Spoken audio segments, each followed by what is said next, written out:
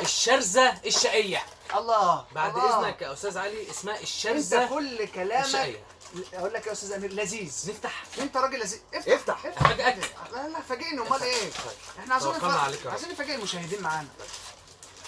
دي اسمها الولاعه التيكي تاكا. عباره عن ايه الولاعه التيكي تاكا؟ ولا بقى تشتري انبوبه غاز ولا والنبي اديني يا استاذ علي بختين فاكر لما هنا. جيت لك باسطوانه الغاز لما مليت لك الولاعه في البيت؟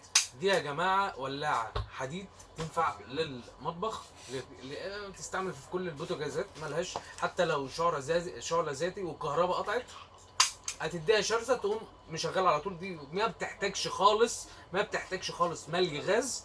دي معانا دي حديد، يعني اهبدوها في الارض زي ما انتوا عايزين، مش هتتكسر معاكم ولا هي بلاستيك. برضو يا استاذ اسلام هي ميزتها ان هي حديد. تمام يا استاذ وان امير. هي ايه تيكي تاك. انا عندي راي ان هي اسمها تيكي تاك. تمام يا استاذ امير. بس ايه رايك يا استاذ علي فيها؟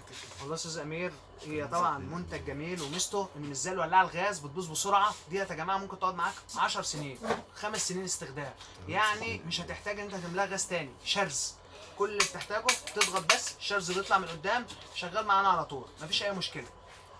تمام.